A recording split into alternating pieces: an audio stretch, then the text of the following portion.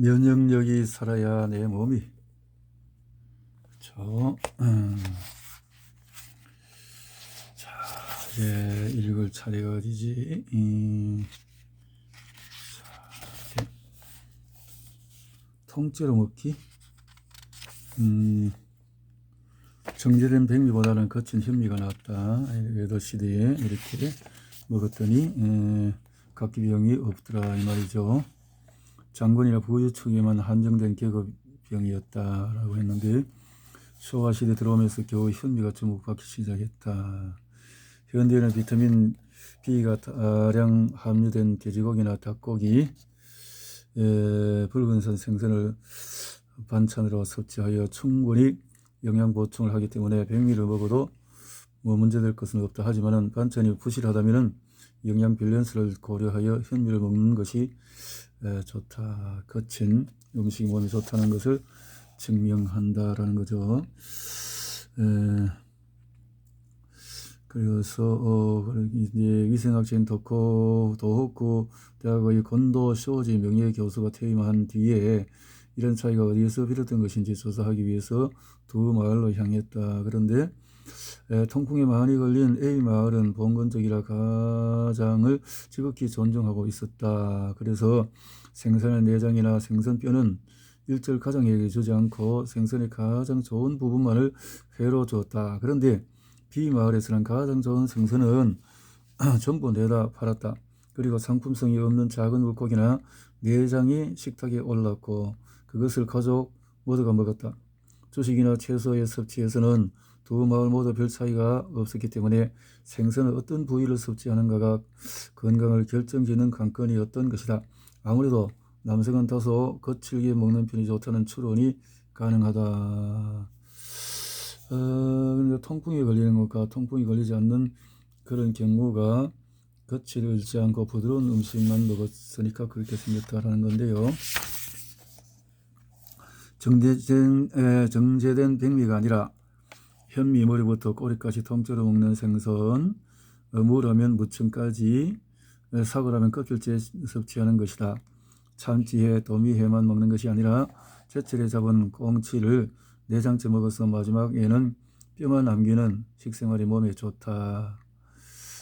성인들 중에 영양실조나 각기병을 앓고 있는 사람이 많은데 그것은 편의점에서 판매하는 삼각김밥 같은 것으로 간단히 기호를 떼우는 경우가 많기 때문이다.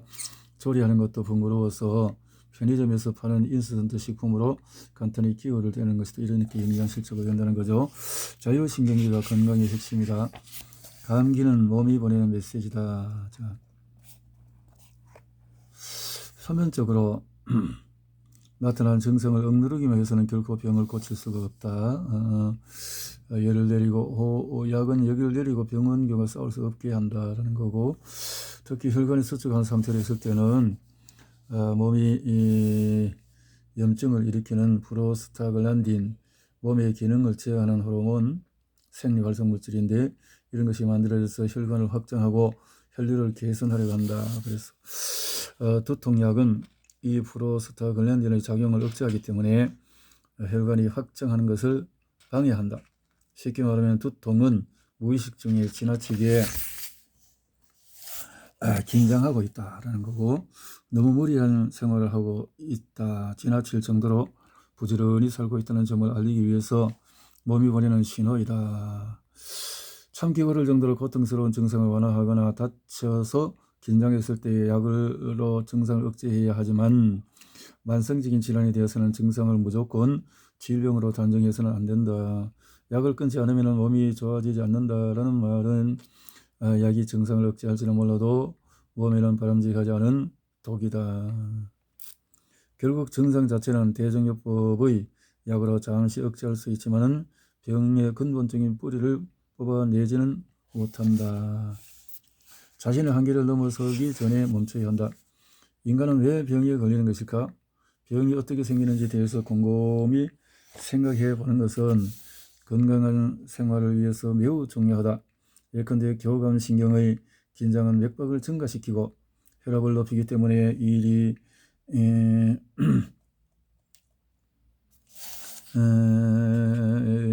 바쁘고 중대한 책임이 주어진 상황에서는 혈류가 증가하여서 혈액순환도 원활해진다. 하지만 그것이 지나치면 문제가 된다.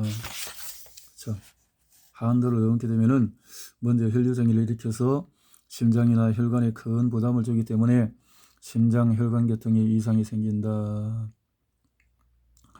그래서 무리하게 생활하면 치명적인 심근경색이나 지주막하, 출혈, 뇌졸중을 일으키고 만다. 무리한 생활을 벗어나야 된다라는 거죠. 그래서 얼굴색이 나빠지거나 체중이 급격히 줄어드는 증상이 바로 질병의 전조다. 얼굴색이 적정한 선에서 멈춰야 된다. 인간에게 병은 피할 수 없는 운명일까? 그렇다면 어떻게 하면 평생 건강하게 살 수 있을까? 이렇게 건강하게 40대, 50대에 암에 걸려서 이런 시기에 통풍이나 류머티즘에 걸리는 경우도 많다. 질병이 생기는 원리와 건강을 유지하는 비결을 모르면은 병은 단순히 운이 없어서 이렇게 지금으로부터 약 10년 전에 50대 무렵에는 나도 영원히 건강하게 살아가기 위해서 어떤 생활 방식이 좋은지 알지 못했다. 의학을 연구하느라 나 자신도 그 정도의 인식밖에 가지고 있지 않았으니 참으로 한심한 노릇이다. 우리 인간에게는 매우 많은 능력이 있는데 능력 밖의 생활을 하면 반드시 파탄을 맞이한다. 뇌의 발달 이외에 인간의 큰 특징 중에 하나는 중력에 거슬러서 두 다리로 서서 걷는다는 것이다. 교감신경의 긴장에 주의해라. 교감신경의 긴장에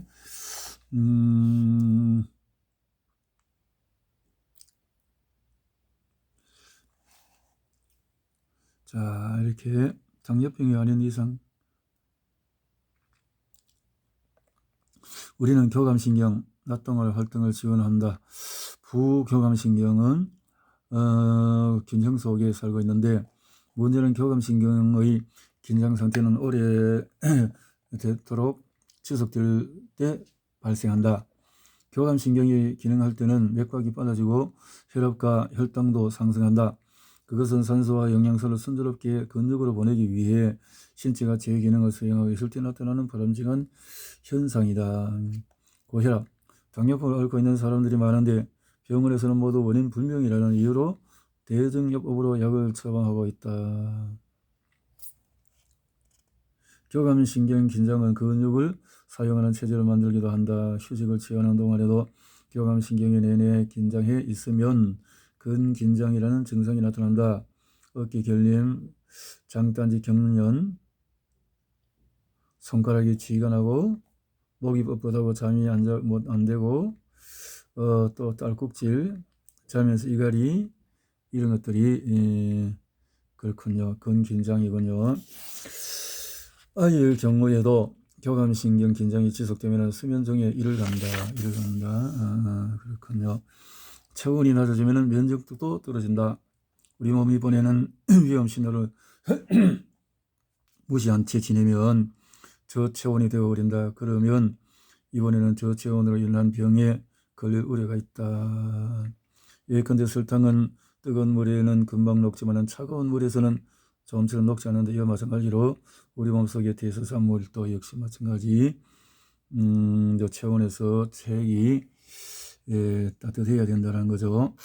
소화관에서 분비되는 대사산물이 쓸개즙의 주요 성분인 담즙과 불용화하면 담석이 된다. 또한 우리 몸속의 세포가 흥분할 때는 칼슘이 사용된다.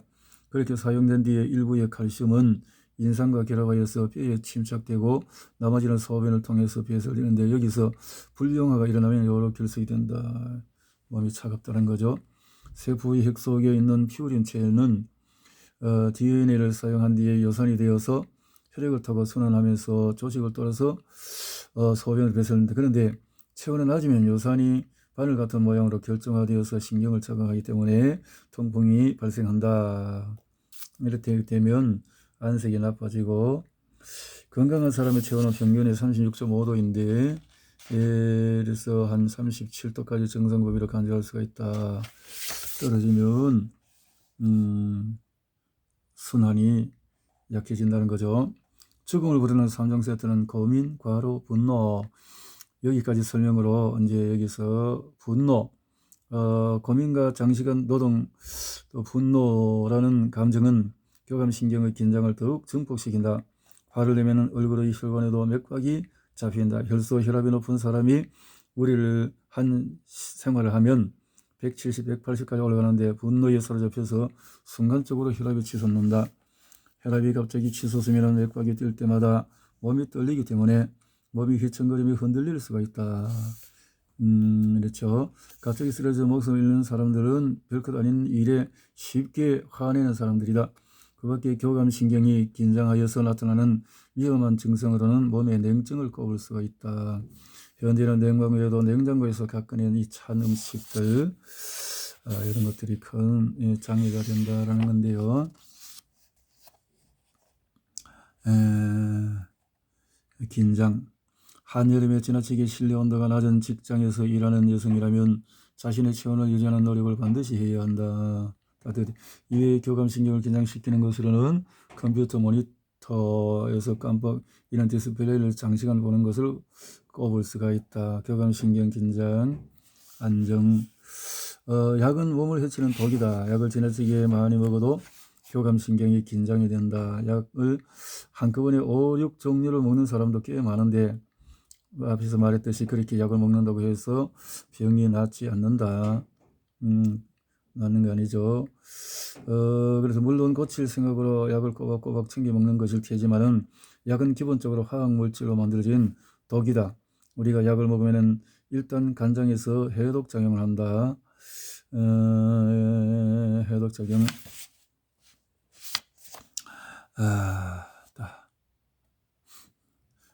약을 먹는 사람은 간장이 필요한 탓인지 나른하고 무기력하며 행복한 사람이 없다.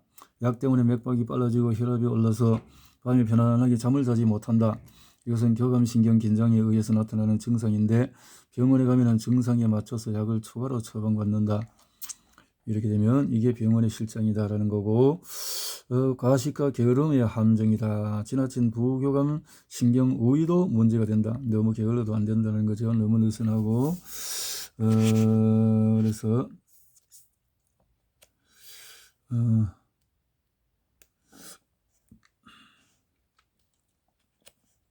자, 식사 후에는 음식물의 소화 흡수에서 열이 발생하기 때문에 식사 직후에는 좀 운동을 하지 않는 것이 좋다. 도움이 된다. 너무 긴장하면 안 되니까요. 비만이 심해져서 숨이 찰 때는 심장을 압박하기 때문에 교감신경 긴장으로 이어진다. 결국 통풍이나 당뇨병도 교감신경의 긴장이 원인이라고 할 수 있다. 이처럼 질병의 70%는 교감신경 긴장으로 일어난다. 그러나 수많은 질병의 종류를 보면은 긴장을 완화시키는 부교감신경의 기능이 과하여 병에 걸리는 경우도 많다. 편안한 생활이 병을 키운다는 말이 이상하게 들리겠지만은 선진국처럼 풍요한 생활이 보편화되면은 그에 걸맞은 다양한 질병에 걸리는 사람들이 30, 40% 정도 늘어난다. 그래서 통풍도 당뇨도 몸이 차가우면서 나타나기가 쉬워지는군요. 그래서 36도 아래로 떨어지면 수척해지기 시작한다. 반대로 맛있는 음식을 먹고 몸을 움직이지 않게 되는 경향이 강해져도 떨어질 수가 있다. 이라는 거죠. 교감신경의 긴장이 지속되면 혈관이 수축하여 순환장애를 일으키고 그렇게 되는군요. 이렇게 해법은 몸을 단련해서 스트레스를 이겨낼 힘을 키운다. 병의 30, 40%는 교감신경 과잉으로 치우친 생활이 원인이라는 사실을 잊지 말자. 부교감신경은 소화관 활동을 지원하고 나아가서는 휴식, 수면을 받쳐주기 때문에 부교감신경 과잉으로 치우친 사람은 맛있는 것을 많이 먹고 좀처럼 몸을 움직이지 않는 생활을 하는 경향이 있는데 부교감신경이 우위인 사람은 늘 텔레비전 앞에 앉아서 뭔가를 먹고 있다. 이런 상태가 계속되면 포동포동한 몸을 빈약한 근육으로 지탱하는 생활을 하기 때문에 조금만 움직여도 쉽게 지친다. 쉽게 지치는 사람은 정신적으로도 기백이 느껴지지 않는다. 이것은 성인에게 문제지만은 아이들에게는 더욱더 큰 문제라고 할 수 있다. 지금 아이들은 40, 50년 전 아이들에 비해서 밖에서 뛰어놀 기회가 너무 적다. 그래서 군것질 할 것도 많고 아이스크림 뭐 이런 것도 또 먹고 실제로 또 공교육 붕괴와 교실의 몰락으로 이어지고 있는데 피로에 지친 학생들은 수업이 시작된 지 10분도 지나지 않아서 자세가 무너진다. 선생님의 이야기를 듣기 위해서 역시 교감신경 긴장 상태를 유지하고 자세를 바르게 하며 집중할 필요가 있다. 부교감신경 편중에 의한 또 다른 한 가지 위험성은 스트레스를 물리칠 힘을 상실한다는 것이다. 보통 많은 자극을 받고 활기차게 지내는 아이와 형제가 적어서 부모를 애지중지하면서 키운 아이는 스트레스에 대한 내성이 다르다. 스트레스, 우울증거리 빠지는 경우가 심해진다라는 거죠. 삶의 의욕을 드높이고 또 보다 활기찬 삶을 위해서라도 어느 정도 단것을 삼가하고 몸을 움직이는 등 심신을 단련하는 것이 중요하다. 두 번째는 양질의 곡물을 섭취하면서 하면 정서가 안정이 된다. 단 것을 먹으면 순간적으로 교감신경이 우위가 되어서 갑자기 활력이 생기고 혈당치가 높아져서 체온이 상승하지만 그러면은 결국은 급격한 또 저혈당에 빠질 수 있기 때문에 단 것은 먹은 지 1시간에서 2시간 뒤에 저혈당이 된다. 그래서 몸이 나른해지고 초조해진다. 그래서 빨리 단 과자를 먹어야 그때는 또 주스를 마셔야 할 것이라는 생각을 하게 되어진다는 거죠. 단 것을 지속적으로 섭취하지 않으면 혈당치 안정된 정신 상태를 유지할 수 없게 된다. 그 상태를 유지하지 못하면 이번에는 교감신경이 긴장 상태가 되고 만다. 특히 부신에서 분비되는 아드레날린은 강력한 혈당 상승 작용을 한다.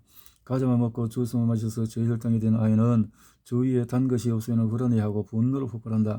그러면 단숨에 교감신경 긴장 상태가 되어서 혈당치가 높아진다. 물건을 부수거나 야구 방망이를 휘두르고 책상을 뒤집어 엎는다. 그것은 교감신경 긴장이 극한에 이른 것이다. 그러면은 혈당치가 자연히 올라서 분노를 통해서 저혈당에서 벗어난다. 그렇게 한창 난폭하게 굴면 아이는 멀쩡한 얼굴로 냉정한 태도를 취한다. 그러나 주위 사람들은 아이가 폭력을 휘두르고 물건을 부수는 모습에 매우 당혹감을 느낄 수밖에 없다. 아이들의 정서를 안정시키기 위해서 단골은 양질의 곡물 섭취를 통해서 얻는 것이 좋다. 곡물은 소화 흡수에 시간이 걸리기 때문에 혈당이 오르는 것도 느리고 내려가는 것도 느리다. 결국 혈당에 오르고 내리는 사이에 간식이 필요하지 않다. 백미보다는 식이섬유가 풍부한 잡곡을 넣거나 현미를 먹는 것이 좋다. 이런 밥을 먹으면 혈당이 매우 안정이 된다. 이 현미에는 이런 다양한 영양소가 있다는 거죠. 평소 현미를 먹는 사람이 백미에 잡곡이나 보리를 섞어 먹는 사람은 도중에 배가 고프지 않기 때문에 그다지 간식을 먹지 않아도 된다. 해법은 낮과 밤이 다른 생활로 균형을 유지하자. 이렇게 강한 저항력이나 정신력을 키우기 위해서는 몸을 단련해야 한다. 단련. 너무 편안한 생활은 육체적으로 정신적으로 사람을 열악하게 만든다. 너무 무리해도 편해도 병에 걸리는 것은 아이나 노인도 마찬가지다. 스키 선수이자 등산가인 미우라 유이치로 시인처럼 75세가 되어도 계속 훈련하고 등산을 하면 육체도 정신도 젊음을 유지할 수가 있다. 건강은 얼마나 단련하는가에 달려있다. 물론 미우라 씨처럼 하지는 못하지만 나도 2년 전에는 가라데의 지르기와 차기를 연습하고 있다. 건강의 비결은 교감신경으로 치우치지 않고 부교감신경으로 치우치지도 않은 적당한 생활이 첫째 조건이다. 과로하지 말라는 것이지 활동을 멈추라고 말하는 것은 아니다. 자, 적당하게 먹고 적당한 체중을 유지하자. 적당하게 먹어야 되는데 169cm에 61kg 건강에 가장 적당한 체중을 유지하고 있다. 살을 빼기 위해서 운동하라고 말하지만 운동하기 전에 먼저 살을 빼지 않으면 운동도 불가능한 난감한 상황이었는데 내가 현재 체중이 된 것은 55세 때인데 당시 나는 먹는 게 무척 귀찮았다. 결과적으로 1년 동안에 매월 1kg씩 몸무게가 가벼워졌다. 밥은 하루 3끼를 꼬박꼬박 챙기되 가볍게 한 공기씩 먹고 더 이상 먹지 않았다. 현미로 바꾸니 많이 먹던 반찬의 양도 점차 줄었다. 반찬의 간을 좀 더 강하게 하니 조금만 먹어도 충분히 만족감을 얻을 수 있었다. 그렇군요. 이렇게 하면 큰 도움이 되겠군요. 누구든지 대개 고교 시절 대학 전후에 약 10년간이 가장 균형 잡힌 몸이 된다. 30대에 접어들어서는 탐욕스럽게 먹으면서 70kg이 넘었고 그 상태가 40대를 거치면서 50대 중반까지 이어졌다. 그동안에 73kg으로 달리기를 해본 적은 단 한 번도 없었다. 비만이라는 자각은 있었고 조깅을 해보려고 했지만 나 자신의 몸무게를 측정하지 못해서 꼬꾸라져서 무릎을 찌은 이후에는 운동을 삼가하게 되었다. 그 후 조깅도 할 수 없고 타격 연습장에도 갈 수 없는 한심한 시절이 있었다. 한심. 그래서 55세에도 73kg이 있기 때문에 일단 많이 먹지 않으면 만족스럽지가 않았다. 집에서 고기를 구워 먹을 때도 겨우 구워서 짜장을 조금 먹고 이랬다는 거죠.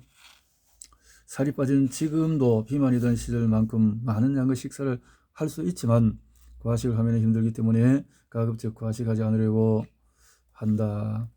적당히 뚱뚱한 것이 몸에 좋은 사람도 있다. 최근에 몇 년 전부터 대사증후군은 좋지 않다는 말을 자주 듣는데 비만을 너무 나쁘게만 생각하는 경향이 있지만 반드시 그런 것만은 아니다. 많이 먹고 온 힘을 다해서 열심히 살아가는 시기도 분명히 있기 때문에 30대 50대 한창 일할 시기에 어느 정도 며칠 전 강연에서 살찐 노인들이 찾아와서 이렇게 물었다. 선생님, 인생 말년에 미토콘드리아계가 주축이 되어서 에너지 효율이 좋아져 먹지 않아 살이 빠져 결국에는 신선이 된다고 말씀하셨지만 신선 중에도 뚱뚱한 신선이 있지 않습니까? 이렇게 서양적에서 나이를 먹어서 살이 찌고 그대로 노후를 보내는 사람도 있다. 이렇게 사람마다 그렇습니다. 자, 누군가가 정해놓은 칼로리나 콜레스테롤 수치를 신경 쓰지 않는 것이 좋다. 당당히 음식을 섭취하며 호텔처럼 적당히 뚱뚱한 신선을 목표로 하면 될 것이다. 신선의 세계는 그 음욕이다. 그 음욕. 이렇게